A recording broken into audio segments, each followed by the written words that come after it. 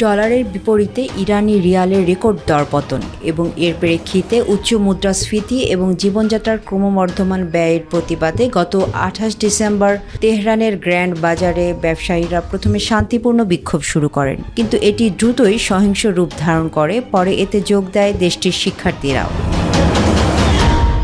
টানা 10 দিন ধরে চলমান বিক্ষোভ এখন সহিংসতায় রূপ নিয়েছে। অনিয়মের প্রতিবাদে বিক্ষোভকারীরা শহরের গুরুত্বপূর্ণ সড়ক ও বাজার এলাকায় সমবেত হয়ে আগুন জ্বালিয়ে প্রতিবন্ধকতা সৃষ্টি করছে। অন্যদিকে সরকার বিক্ষোভ দমন করতে কঠোর ব্যবস্থা নিচ্ছে। নিরাপত্তা বাহিনীর সঙ্গে সংঘর্ষে ইতিমধ্যে অনেক মানুষ নিহত ও আহত হচ্ছে।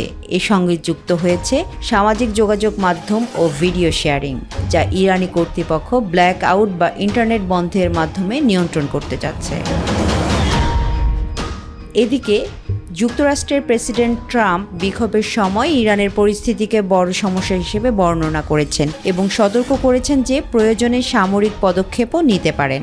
ইরানের সর্বোচ্চ নেতা খামেনি বিক্ষোভকারীদের যুক্তরাষ্ট্রের প্রভাবিত হওয়ার অভিযোগ করেছেন এবং দেশকে একতা বজায় রাখার জন্য আহ্বান জানিয়েছেন। দেশের অর্থনৈতিক সমস্যা ও সামাজিক অস্থিরতার প্রতিফলন ইরানের এই বিক্ষোভ। সাধারণ মানুষ, বিশেষ করে ব্যবসায়ী ও দোকানিরা তীব্র অসন্তোষে রাস্তায় নামতে বাধ্য হয়েছে। তারা সরকারের বিরুদ্ধে জীবিকার সমস্যা সমাধানের দাবিতে ও ন্যায্য অধিকার চাইতে বিক্ষোভ করছে। তামান্না সাদিকা, মাই টিভি নিউজ ডেস্ক।